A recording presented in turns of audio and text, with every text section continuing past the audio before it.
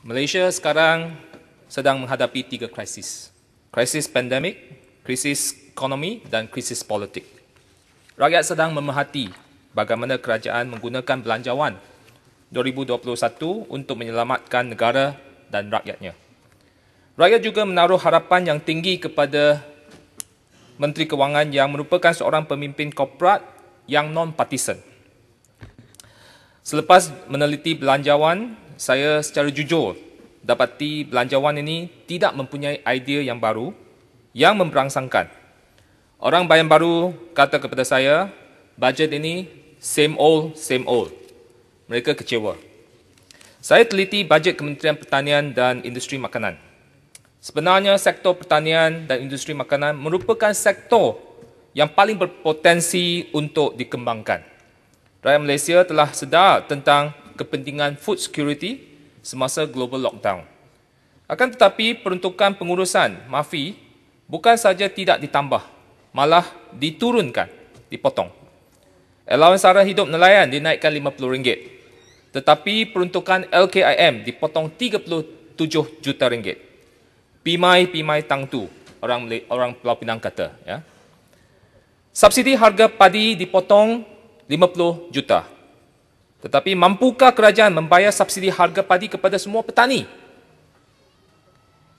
Bajet pengurusan Kementerian MAFI dipotong 92 juta ringgit atau 40%.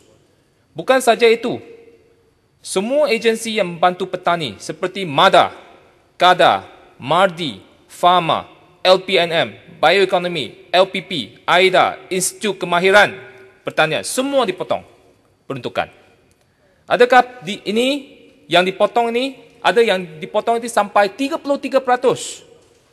Petani, nelayan dan penternak yang miskin bakal terjejas kerana MAFI tidak berupaya berfungsi secara optimum membantu mereka menyelesaikan masalah mereka. Malaysia mengimport lebih kurang 50 bilion ringgit makanan daripada luar negara setiap tahun. Malaysia mempunyai potensi untuk memajukan sektor pertanian mengikut comparative advantage negara kita untuk mengimbangi defisit pengimportan. Tetapi pengusaha sektor pertanian menghadapi masalah access to credit untuk memodernkan pertanian mereka. Dulu ada tabung Funds for Food. Masa PH, kami memperkenalkan tabung baru iaitu tabung pinjaman agrofood sebanyak 1 bilion ringgit pada kadar faedah yang rendah. Tetapi dalam belanjawan ini, kita tidak nampak ada tambahan pinjaman kepada tabung tersebut. Pinjaman agrofood ini penting untuk meningkatkan value chain pengusaha pertanian ke tahap petani moden dengan menggunakan agroteknologi yang moden. Saya mengalu-alukan peruntukan pinjaman untuk memodernkan vessel nelayan dalam bajet ini. Tetapi jangan lupa juga, berilah pinjaman kepada petani di Cameron Highlands dan Kundasang untuk membina teknologi greenhouse untuk melipat gandakan hasil sayur-sayuran. Berilah juga pinjaman membantu penternak ayam dan penternak khinzir yang tradisional untuk mencapai upgrade kepada closed house system. Ia akan membantu meningkatkan produktiviti, mengurangkan risiko penyakit dan memelihara alam sekitar. Peruntukan pembangunan dalam bajet belanjawan 2021 adalah 67.3 bilion, iaitu hanya 4.6% daripada KDNK.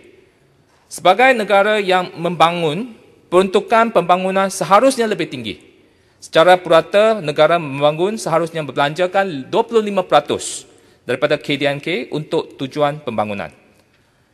Pada pendapat saya, sektor strategik adalah dalam sektor infrastruktur seperti lebuh raya di kawasan luar bandar dan infrastruktur komunikasi 5G. Maka projek seperti Pan Borneo Highway sangat penting untuk meningkatkan pertumbuhan ekonomi dan meningkatkan sosioekonomi di Sabah dan Sarawak. Begitu juga dengan National Fiberization Plan yang berupaya 5G adalah penting untuk dilaksanakan pada masa sekarang demi pembangunan masa depan negara. Tuan Yang di-Pertua, baru-baru ini dalam 11.11 Singles Day, sales online shopping day, ya, sales, Malaysia mencatat sejarah sebagai negara kelima terbesar di dunia dalam membeli barangan secara online dari segi gross merchandise value.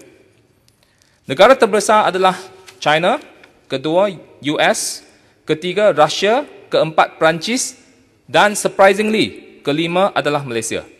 Saya sangat terkejut. Yang menunjukkan bahawa rakyat Malaysia masih mempunyai kuasa membeli yang amat tinggi.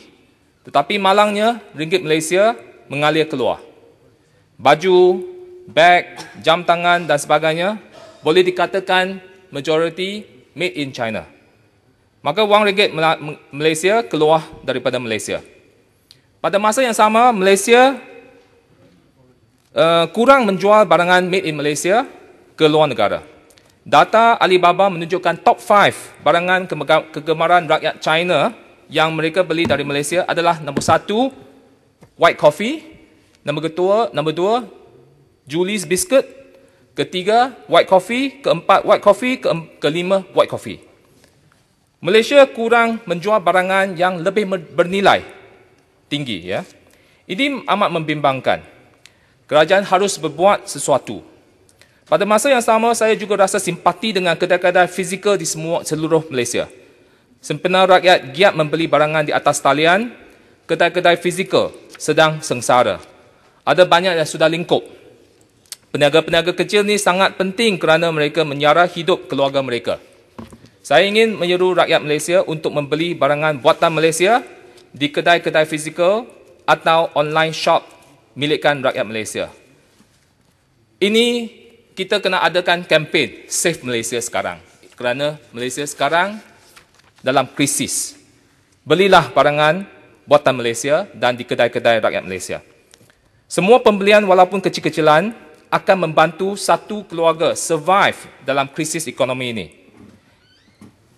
Ini adalah sangat penting kerana sejajar dengan semangat kita jaga kita. Tuan Yang di-Pertua, dalam strategi 4 belanjawan ini mengutamakan agenda keterangkuman, ya. Kerajaan memperuntukkan 11.1 bilion untuk pemerkasaan Bumiputera.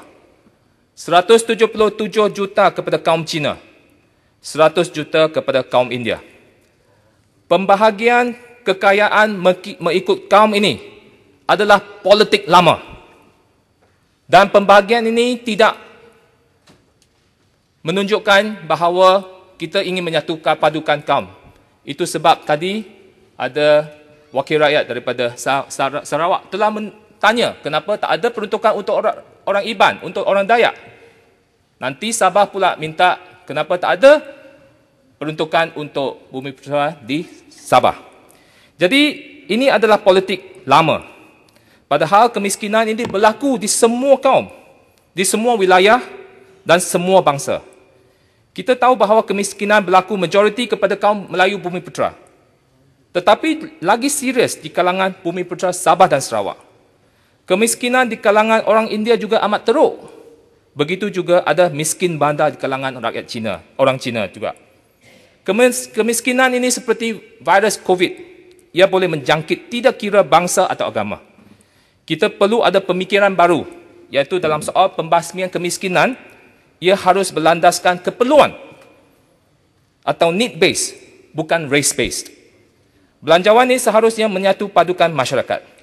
Saya berharap Kerajaan Perikatan Nasional boleh memikirkan soal kemiskinan dengan pencerahan yang baru.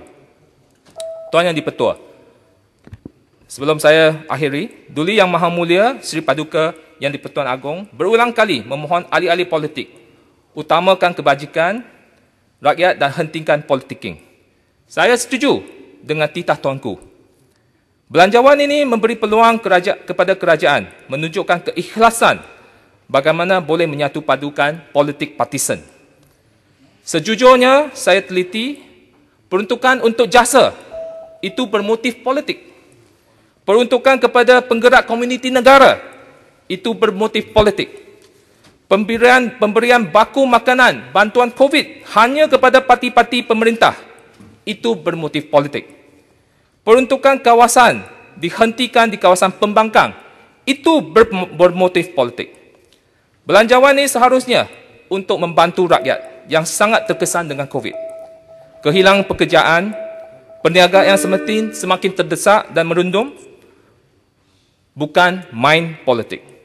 Saya menyuruh supaya pihak kerajaan menunjukkan keikhlasan. Saya menyuruh pihak kerajaan, patuhilah titah tuanku. Hentikan segala langkah politik untuk meyakinkan rakyat bahawa Perikatan Nasional ini betul-betul menjunjung titah tuanku. Terima kasih. Terima kasih Yang Berhormat Bayan Baru. Silakan Yang Berhormat Kim Manis.